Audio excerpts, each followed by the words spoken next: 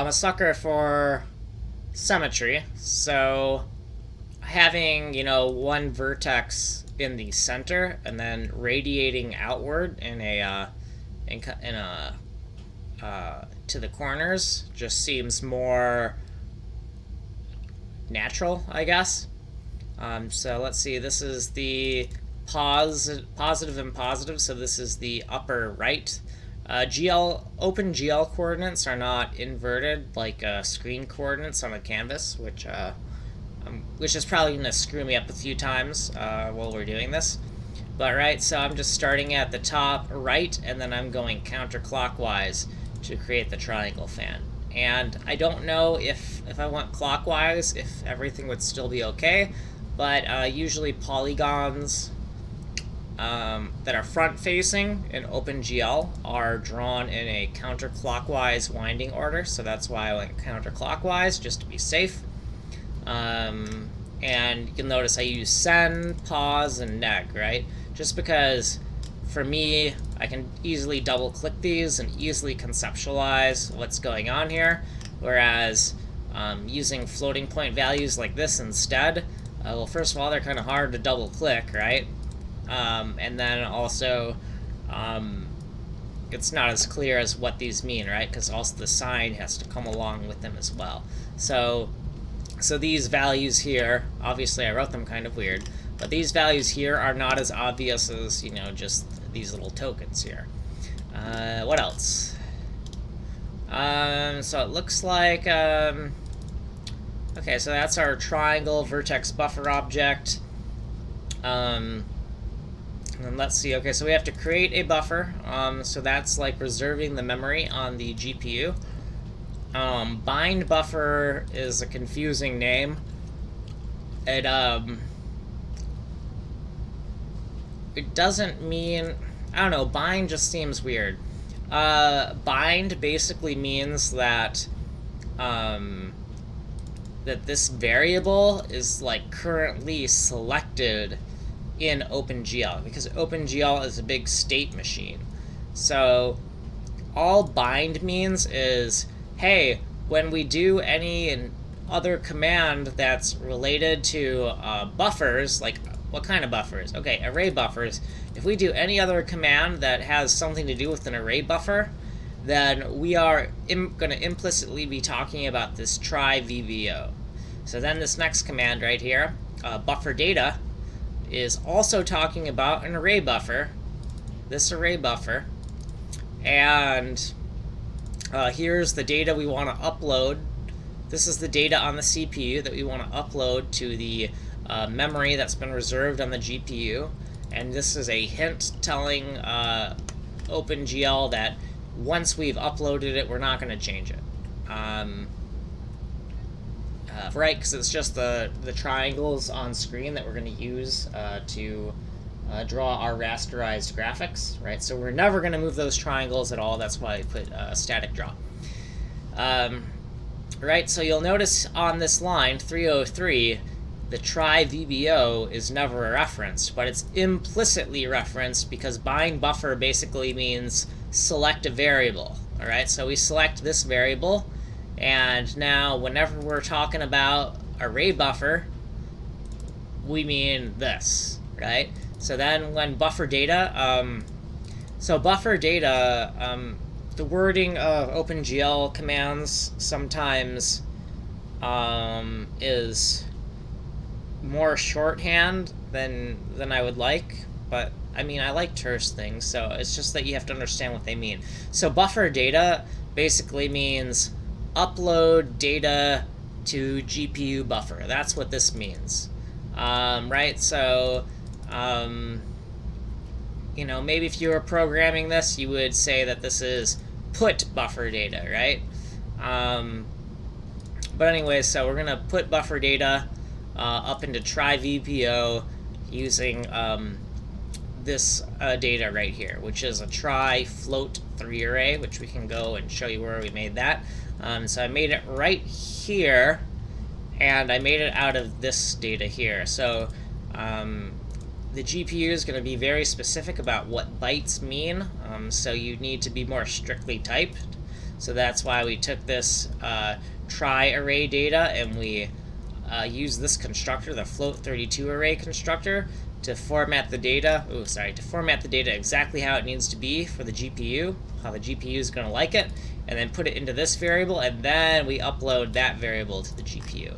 So if we go to try array, that is this right here, and those are the triangles I was talking about earlier that create the canvas that we're going to draw onto. So what else? So I'm not gonna be as good at, like, if you really want an explanation that's decent for how this works, definitely go check out that tutorial. Let me just go up here. So definitely check out this guy's tutorials. So Indigo Code. He's gonna explain this much better than I am.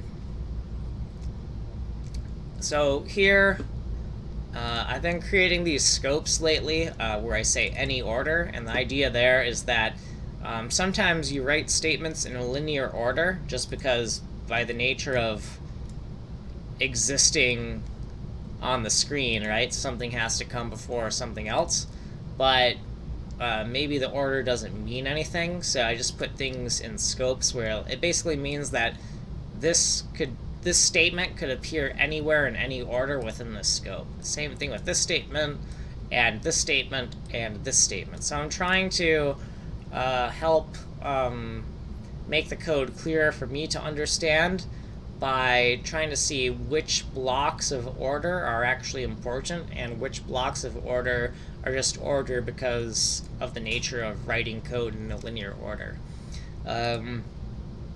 So numcom, number of components, for the positions of the vertex, there's 2 components, x and y. For the color of the vertex, there are 3 components because there's a red, green, and blue. And then for all components, that's just a sum of the position and the color. So 2 plus 3 is 5. We're going to error check this value later. So we error check it just down here, and we make sure those add up. This seemed like a better... Error checking it seemed like a better solution than trying to somehow dynamically calculate this, because I've put it into a struct-like thing. So, like, if I had to make this 5 dynamically, then this object would somehow have to self-reference itself.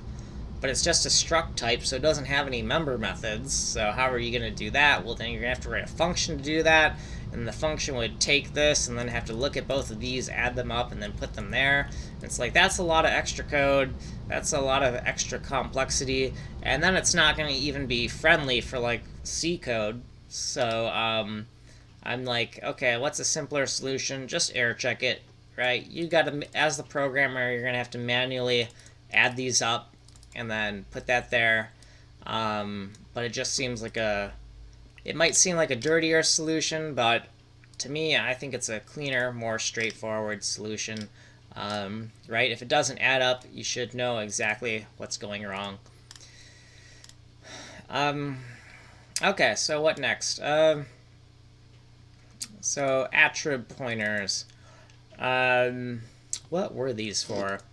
Oh, okay, so once the data gets uploaded to the GPU still doesn't know what to do with it. The GPU is just like, oh, I got this cluster of bytes, this cluster of 1s and 0s, and it doesn't have any type information about what those 1s and 0s are. So you kind of have to give OpenGL some information about what the type of what you uploaded to the GPU is, so that that data can be properly worked with. So here we have the vertex positions and the vertex colors. And the reason why it's called pointer, it's not like a C pointer. It's like it's pointing to like it can point to like a subsection of data that's been uploaded to the GPU and interpret it a certain way. So the number of components in the vertex position, right, that was 2 up here.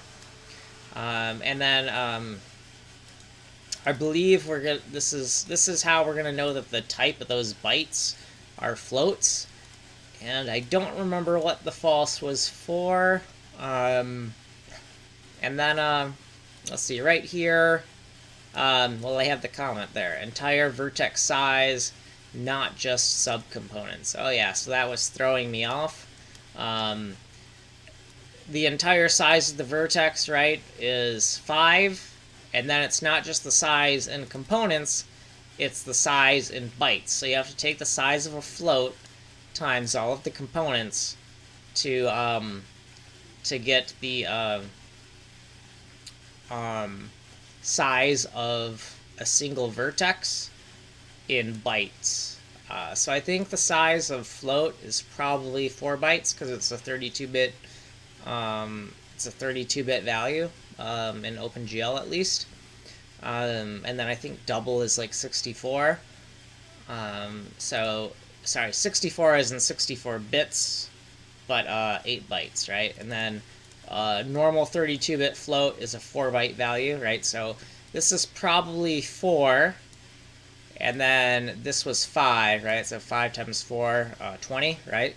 So vertex takes up 20 bytes of data, one vertex. And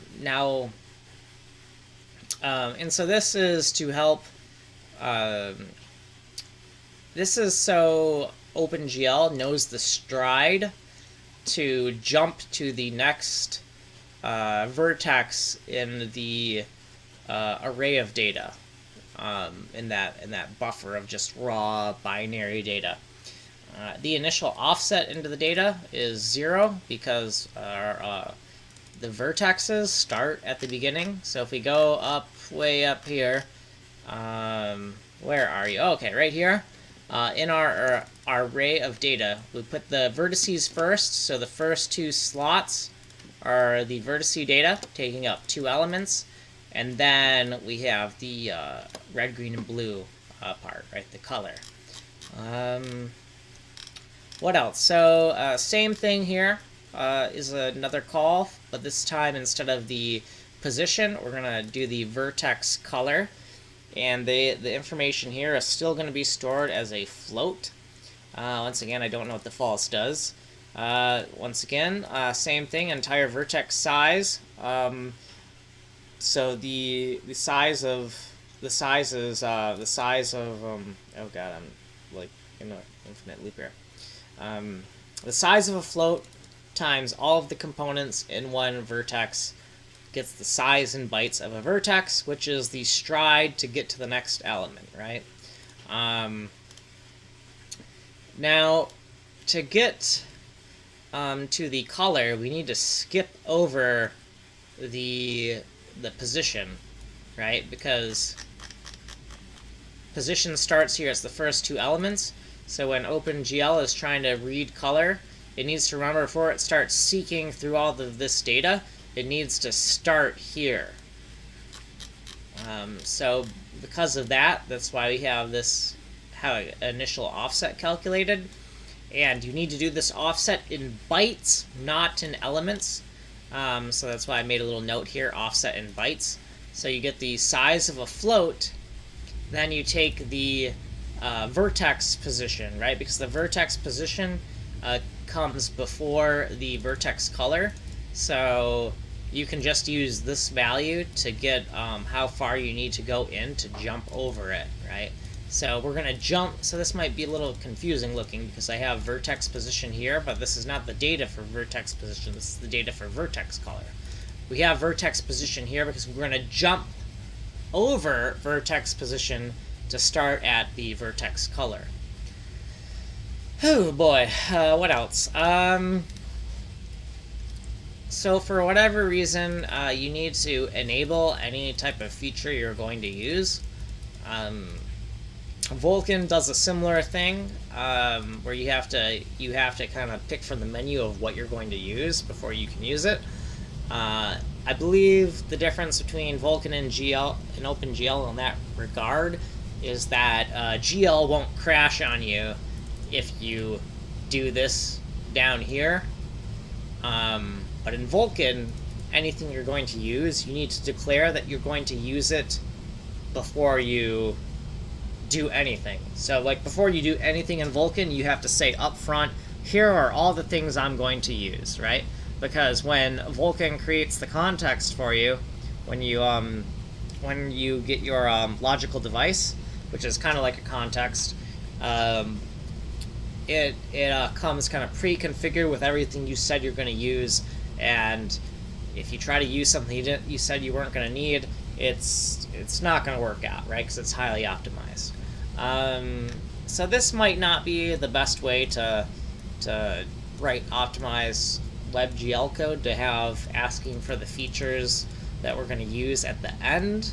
But you know what? It doesn't matter. I don't really care if it stutters a little bit when it starts up. That's not a concern of mine. Things like that are over optimization. I would rather have things just be easy to read. And so these are grouped here because that's where I thought they made sense, or it was because it was step 13 of the tutorial. Well, actually, the tutorial doesn't have steps that are numbered. I just kind of like, as I was doing the tutorial, I kind of numbered the steps, and I kind of reordered some things and gave them like little tags, so I can eventually like re-reference each one of these sections for snippet code, and make it a little bit more reusable, have like little cut and paste snippets for next time I do this. So use program will tell us to use the all program that we assembled by linking together our shaders, and then draw arrays. We're going to draw a triangle fan. I forgot what the 0 is, but 6 is because we're going to draw not 6 triangles, but 6 vertices. But this is how we're interpreting those vertices. That stream of vertices that's in our buffer, in our what is it called? Try something or other. So this try VVO, that stream of vertices, is going to be interpreted as a triangle fan, and within that stream of vertices we have 6 of them. Now you could say 3 or whatever, that would be fine. This is just saying how many of them to read. So let's go over here. So if I if I said 3 instead of 6, I believe only half of the screen would render, because it would only, well, let's change it. So I'm changing that value to 3, and I'm gonna refresh really quick. Okay, so this is 3, and oh well, that makes sense, right? Because you need 3 points to make a triangle, right? So that makes sense that it's only the top triangle of the fan. Then we're going to add, let's go to 4, refresh, right? Now we got that next one, right? So I added a point right down here. And then we're going to add another point right here when we go to 5. There we go. And then we're going to add one more when we go to 6, and that one's going to be up here. Right, and so now we have a full screen that's composed of 4 triangles. Now, right, you only need 2 triangles to make a square, right? Because you could just cut this rectangle in half to create 2 triangles. You could cut it in half this way or that way. The reason I did it the way I did it was because I like symmetry, and I like symmetry so much that I may do things in a slightly weird way just because it fills my desire for symmetry. And if I divide this into 2 rectangles, we don't have symmetry. I guess technically we kind of have a radial symmetry, but I much more prefer the bilateral symmetry on both axes to having 2 triangles that are divided like that. It's just, to me, something about the aesthetic is just better. So yeah, I mean, I do things in sometimes an unusual way, and I have weird habits, but, you know, hopefully they won't, you know, make things too bad if you're following along. What else? So we got a few seconds left, so I'll try to wrap this up.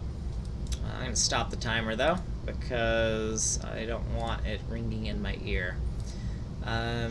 Okay, so really quick, the other thing with this code is I'm creating a thing called uniform helpers, and if this code isn't quite finished yet, it doesn't have any syntax errors, but it's not quite ready. The idea is I want to create a container for every uniform so that I can adjust it, and the synchronization between the GPU and CPU can be kind of like better managed. So I'm going to have, I think I'm only going to need two different types of containers. I have a container for a Uint32 uniform, and then I have a container for an array of pixels uniform. And so here's the actual data for the, this is going to be like the Uint32 array, or no, Uint8 array. We're going to use we're using a Uint8 array before. So that's what's going to be in here, the pixel array.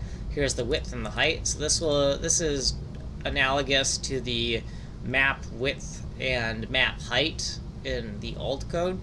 But we're trying to put it in this nice container that'll kind of help manage the synchronization between the CPU side and the GPU side. I didn't want to have to put this stuff in a thing called varlock, but it turns out that you cannot freeze individual terminal nodes on a JavaScript object. So you can't just freeze a primitive or in other words a terminal variable. You can only freeze containers. So I wanted to freeze these individual variables, but I didn't want to freeze this other stuff. So I put it in a container called varlock so that I can freeze these after it's set. So the name of the variable in the shader code, and then its location within the shader code, and then if the name and location have been fetched, we're going to set this to 1 to say that it has a location and that these values has been fetched. And once this is set to 1, we're going to freeze this object so it can never be changed, right? So that way we don't have to do expensive lookups using the variable name over and over again. We can cache that value in this varlock object. And we're going to use this information when we're trying to like upload the data from the GPU and then download it from the GPU as well. What else?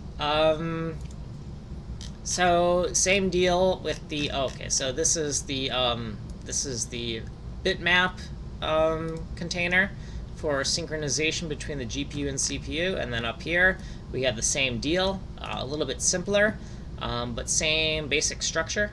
And this is for just managing the Uint32 value that is in your shader. Right, so it has the same varlock object, but slightly different names. U32 name, U30 location, and then has location. Now there's a lot of similarity to this, and you might say, you know, why do you have two objects when they're basically the same exact concept? And right, you could try to create some type of reusable class or whatever, and that's totally true. Like pretend this was like some C++ code, right? We could have some type of template class and then instantiate one for a Uint32 and then one for a bitmap, right? We could just instantiate two versions. But you notice, well, first of all, notice that the structure of these two classes is slightly different because the value here is not a primitive type and has different like subcomponents, and then the value here is just a primitive. And maybe, you know, you could do that with a template. You probably could get away with that.